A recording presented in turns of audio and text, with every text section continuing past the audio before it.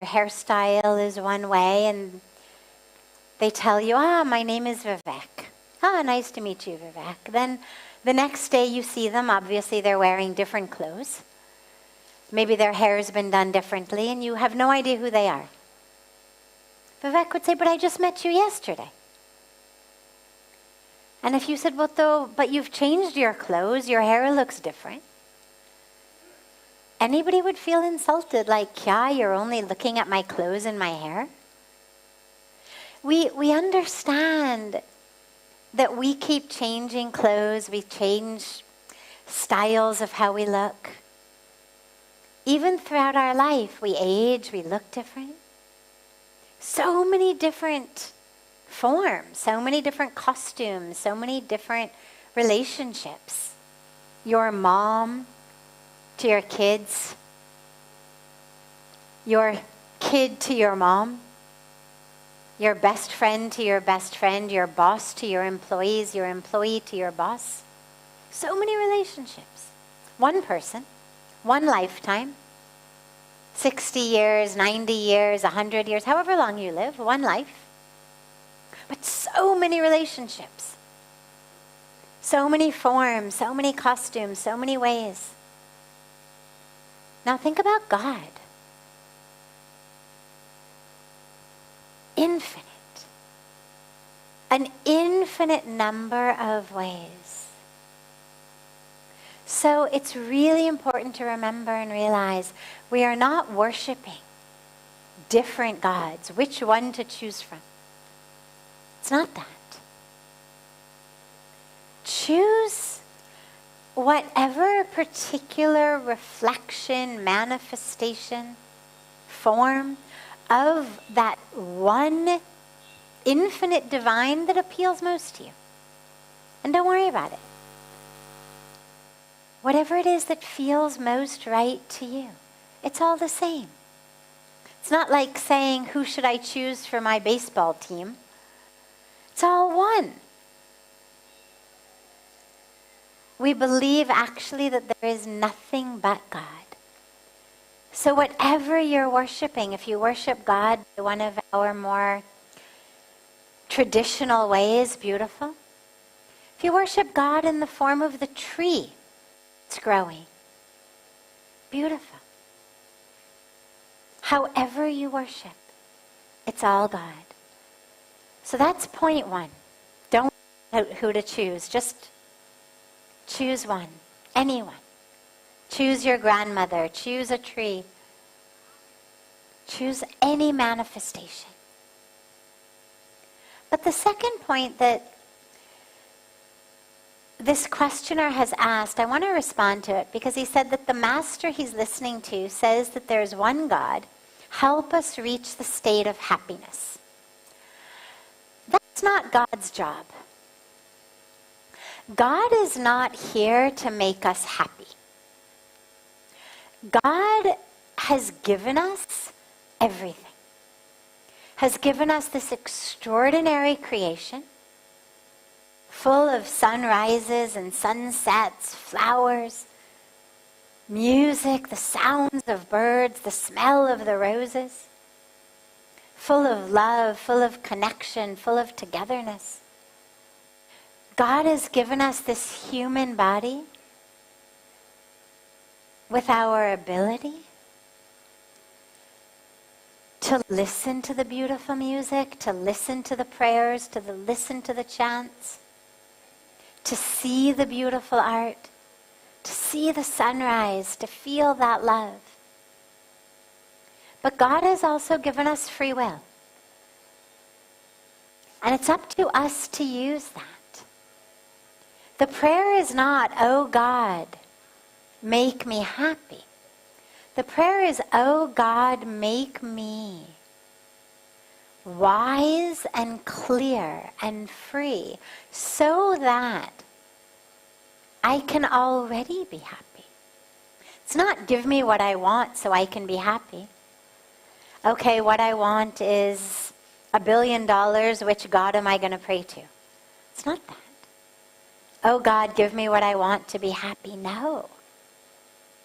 Pujya Swamiji always says, Ki hum ishq के पास list लेके जाते हैं. That we go to God with our list of what we want. But that's not what God is for. God is joy. And we who have been created, not just by God, but of God, we are joy. When we say that our true nature is Sat Chit Anand, Anand, bliss, not just joy, bliss. We are bliss. Our true nature is bliss. When we recognize that, we'll always be in bliss. It's not that we don't experience human life, we do. But because we are tapped into the Sat Chit, the truth, the eternal existence, the truth of existence, the existence of truth, consciousness, tapped into that, bliss is our nature. So don't pray to God to make you happy.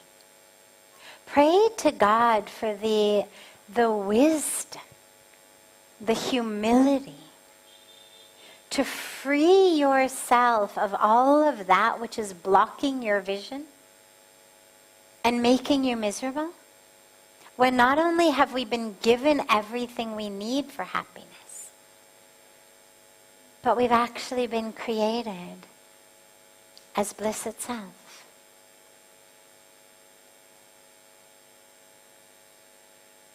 Other questions? Any question that anyone here has? Yeah, you can just come to the microphone. Anyone with any question? Yeah.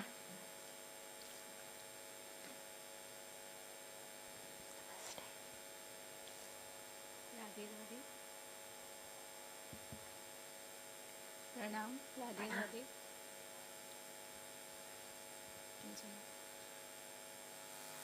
मेरा question है कि हमारे जीवन का उद्देश्य क्या है, क्यों हमें मनुष्य देह मिली है. हमने अभी तक तो मतलब पता नहीं कितना यूज़ किया है, क्या किया है, लेकिन मुझे अभी मतलब रियलाइज ऐसे हो रहा है कि कुछ करना है, कुछ उद्देश्य जिसके लिए मनुष्य देह मिली है, तो एम जानना. Beautiful. Why have we been given this human birth? What's the purpose of the human birth? What are we supposed to do with it?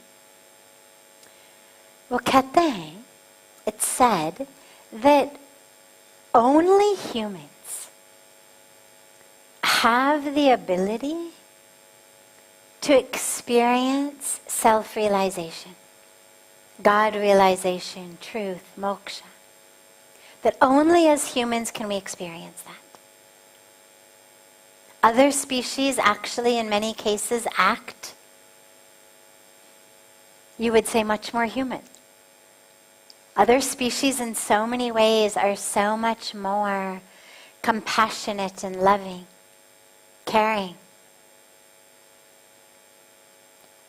But human beings, it said, are the only ones who have the ability to be conscious of ourselves, to be able to take that step back into awareness, to understand, I'm not the object, I am the awareness. Eyes are seeing, ears are hearing, nose is smelling. It's a flower, it's a song, it's a piece of fabric. But I am the one aware that seeing is happening, that hearing is happening, that smelling is happening, that tasting is happening. And therefore I am the one aware that thinking is happening. I am the one aware that anger is happening, or lust is happening, or negativity is happening, or false identification is happening. We can watch it. If you've ever practiced meditation or mindfulness, you've watched your mind, and you've watched thoughts arise, thoughts that say, oh, you are so wonderful. You're so much smarter than everyone else. Or you've watched thoughts arise that say, oh my God, you are awful. You're stupid, you're lazy, you're irresponsible. We've watched all of these thoughts arise in our mind. And we learn to take the step back and to look at it and just to say, thinking. Judgment. Comparison. Thinking. We are the one able to be aware. We are not the thought. But it's said that only humans are the ones with that ability. And in order to attain moksha, we have to have that ability. To recognize I am not the doer, I am not the thinker.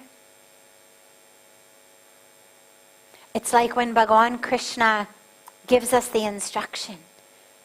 Yat karoshi yadashnasi yajjahoshi dadasyat yat tapasyasi konteya tat kurushva madarpanam. When he's telling Arjuna the way to be free, the way to have moksha, is not to stop doing, but to surrender everything you do to God. But who's aware of that? Who's able to be aware of that surrendering? So it's said that only humans are able to do that. Humans can hear that mantra and say, oh, मैं करने वाली नहीं हूँ, ना मैं कराने वाली हूँ. I am just the one through whom the doing is happening. Ab, let me surrender the doing. Let me offer that. And so that becomes the purpose of this life, is to use that one thing that is different from humans, from animals. Right? They eat, we eat. We both sleep. We're all very territorial and protective. That's my space. Right? Dogs pee around the borders so that no other dog will come. We just get angry and yell or do other sorts of things. It's the same thing. It's just a way of being territorial. My title, my role, my office, my desk, my responsibility, my this. It's the same thing. We're like dogs, peeing around our lives. So we're exactly the same on all of these levels. The one level we are different is this ability to be aware, to recognize what is self, what is not. Stomach is growling. Lekin aaj meri upwas hai.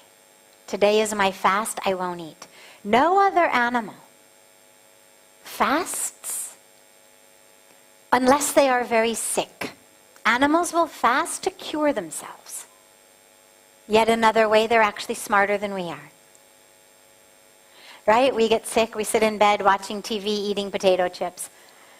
Animals at least understand when they are sick, they fast. But they're not going to fast for spiritual reasons. A tiger is never going to see a giraffe or a deer go by and say, oh, kitna charata. How yummy that would be, like an aaj mere upwas hai. But we have that ability to notice a signal in the body. It's hunger, it's lust, it's greed, it's anger. To notice it, to be aware of it, to recognize it is not us, and then to not act in it. There's no other animal that does that. If one animal comes into another animal's territory, they're going to fight. They're going to fight. I was just, before I came to Rishikesh, I was in Rajasthan, near the big tiger reserve. I didn't go, but people were telling me, oh, now this tiger's in charge of this area and the other one comes and they fight, and oh, you go for safari, you see the tigers fight over the land. You've never seen or heard of a tiger says, "Are yard kor badne chordo usko." Aane do kya fark padta. Tika, there's enough space for both of us. I'm only 6 feet long. I've got 2 acres of land. It's okay, let him live here also. Kya fark padta. No, they're going to fight to the death. But as humans, we have that ability to say, yes, I recognize that tiger instinct in me. It's like, get out of my property. But I'm not going to go by it. I'm going to tap in to that divinity within me, to that expression of the divine as me, in me. I'm going to see the divine in that other being. And I'm going to choose love, choose peace, choose compassion, choose generosity. So that becomes our purpose then. We've only got one thing that is different about our human life. This is it. And so that's our purpose, is use that to actually attain the goal that only humans can attain, which is that goal of moksha. It means do for others. Animals are all about doing for themselves.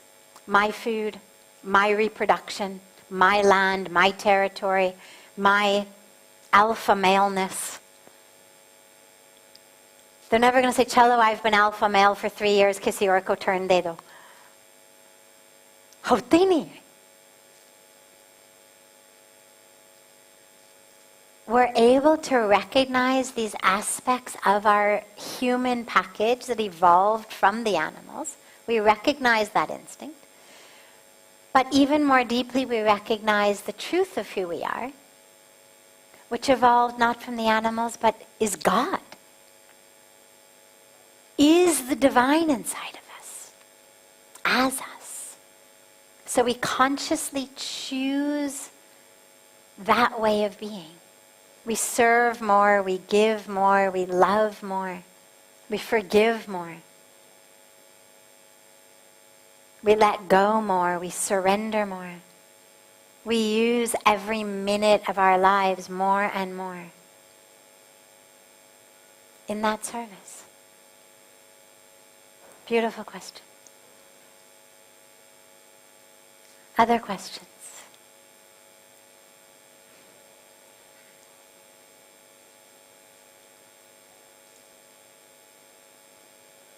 Namaste. I hope you are keeping well. So, 2 things I want to ask. Can you just come and speak actually into the microphone so we can hear you better? Is it better now? Much better, Yeah. thank you. Namaskaram. So I want to ask, by your experience, question A, how does food impact our spiritual growth?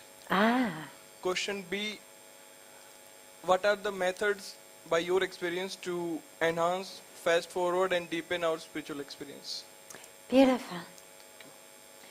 Number 1, the impact of food on our spiritual growth. It's a great question. On the one hand, food should have no impact. Right? We're spirit. We're connecting to spirit. We're spirit connecting to spirit. Food is only in the Annamaya kosha, in that body, that sheath that is literally made of food, of matter. In theory, it should have no impact. But it actually has a huge impact. Because we're not only spirit. We are spirit experiencing itself through a human body. Which means that even though I'm not my mind, I experience the truth of who I am through my mind. It's my mind that says, "Chalo uto dhyan karo, ya koi baat nahi, thodi der aur so jao." It's the mind that gets me up to meditate or hits the snooze button. It's the mind that when I meditate allows me to drop deep in meditation, or keeps going on and on and on about the way that someone was rude to me, or something that I'm angry about, or something I want revenge for. It's the mind. Meditation is about touching the spirit, but you've got to be able to work with the mind, or you're never going to get there. अगर मन कभी शांत नहीं होती तो वो अनुभव कभी नहीं होगी, वो आत्मदर्शन कभी नहीं होगा. We have to first work with the mind. And our food has a huge impact on it. When you eat meat, for example, which is literally the flesh of animals who are very stressed. Even if they weren't stressed before, they are certainly stressed at the moment they're being killed. And all of the stress hormones flood the tissues of the animals. And so when we take that in, and those hormones go into our bloodstream, it literally gives the message to our own mind, my life is in danger. We become anxious, we become restless, we become sleepless, we become very full of, anger and fight and vengeance, and that san shakti, that ability to tolerate, we lose it. Because you imagine that you've got fight for your life chemicals flooding through you. Obviously, you're always going to be on edge. But also, it's not only meat. It's also all of the chemicals and the toxins that we take in packaged foods. When we are eating food that is old, that's stale, that's, last week's food and we stick it in a microwave, or it's frozen and we stick it in a microwave, or it's just junk food, it's impacting our bodies. It's bringing about lethargy. It's bringing about numbness. Think about how you feel after a big plate of pasta. What do you want to do after that? Sleep. Right? Just thinking about it makes you want to sleep. It's a carbohydrate numbing. The more simple carbs you eat, what we call maida, that white flour, pasta, sugar, it puts you to sleep. It numbs you. And if you're not actually sleeping, it numbs the mind. It's why when we are angry and upset, the first thing we do is we rush for sweets. Because we're looking for a drug. We're looking for something. We're upset, we're restless, we're angry. So what do? We open a whole pint of ice cream. And suddenly we feel better. Why? Because we're numb. But you don't want to live your life numb. Numb is the opposite of spiritually awake and connected. So you've got to stop eating things that are numbing you, that are sending your blood sugar up and down and up and down. You're happy, you're crashed, you're happy, you're crashed. This is what we speak about as a sattvic diet. Simple. Easy to digest. Tasty, but not so tasty that you overeat. Very sattvic, very simple. And then you will see the impact that it has on your mind. And when the mind is calm, then the impact in the meditation. And lastly,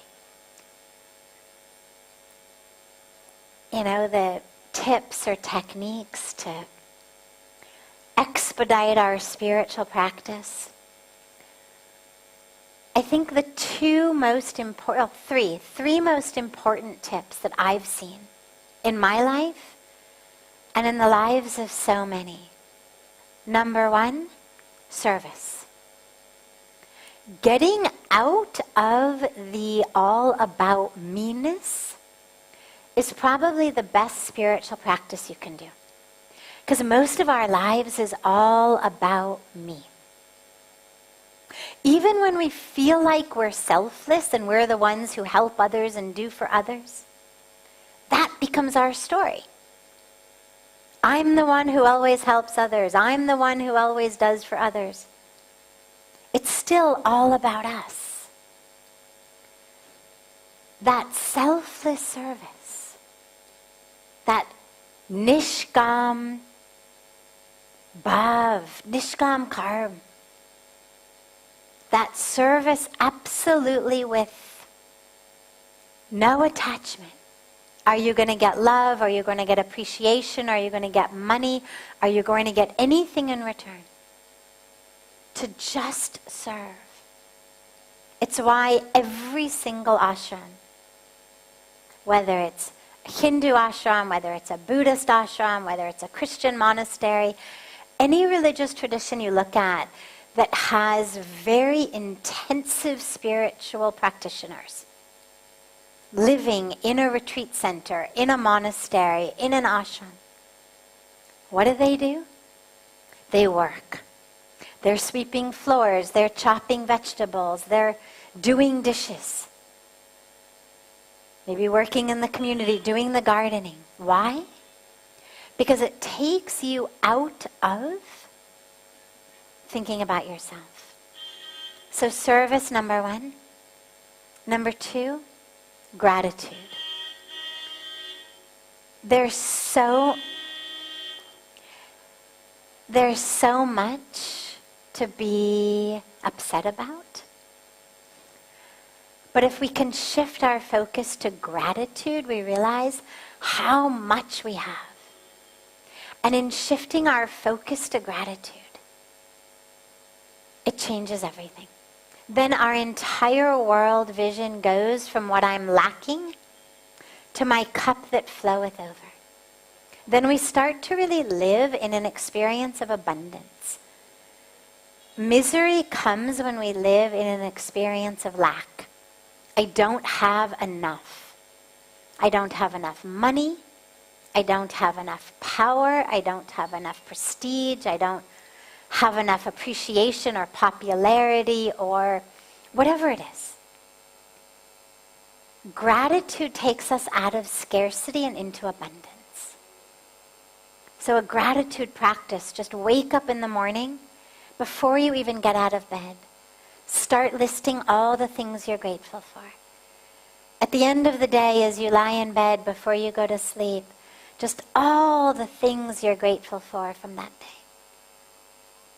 And lastly, the ability to let go. That which we hold on to keeps us stuck. I've seen this so deeply in my own life, and I've seen it so deeply in others. Holding on to pain, to anger, to grudges, to stories, to identities, to dramas, to narratives that we tell ourselves. This is what keeps us stuck. Every minute is fresh. Every minute is brand new. Every minute is full of possibilities. But we miss the opportunity for that moment because we are stuck in the past. So many people who come here and have beautiful spiritual openings, one of the big things that they're afraid of so frequently is going back home because, oh my God, how am I going to be with my mom, my dad, my husband, my wife, my friends, my siblings? I'm changed. But what we're afraid of is really interesting. We're afraid that people will not see the new me. You think, well, God, I mean, we've changed so much. How could they not see the new you? How could they not respond to the new you? Because they are stuck. Because they are stuck in a narrative about how you are, about how your relationship is. And so that's why it's so hard for so many people going back home after having powerful spiritual experiences, because their parents treat them just like they were the same irresponsible kids they were 15 years ago or 35 years ago. And they find themselves saying, no, I've changed, like, look at me.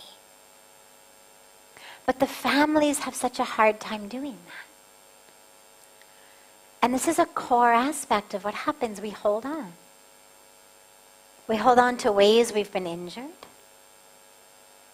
We hold on to lists of things people have done that have hurt us. And we hold on to these stories, these narratives about ourselves, who we are. I am the one to whom this happened. I am the alcoholic, or I am the child of the alcoholic. I am the one who was abused, or I am the one who did the abusing, or I am the one who witnessed the abuse. These become our identities. And then the moment presents us with an opportunity to be free. And we don't take it because the mind's like, no, that's not for you because you are this or you are that. So let go. Let go of who you think you are. Let go of who you think others are. Let go of the ways people have harmed you. Let go of the ways you've harmed people. Whether it's anger, whether it's guilt. Both sides. They kill us the same way. Let it go. And move into every moment as fresh and as new and as open as you possibly can. Beautiful. Have a beautiful, beautiful rest of your evening. We now will be back to having satsang in the evenings. We'll gather immediately after Aarti. It should be approximately this time. But be sure to come for the beautiful Aarti and then just come after the Aarti. We also have a full, beautiful day of wonderful offerings here at Parmarth. Whether you're staying here or not staying here, don't worry. There's beautiful yoga classes, meditation classes, philosophy classes, a beautiful morning fire ceremony at 7. So while you're here, be sure to fill every minute and every moment as much as you can with all of those divine opportunities to shift and to learn and to grow and to deepen. And I look so forward to seeing you all together tomorrow. So much love to you all.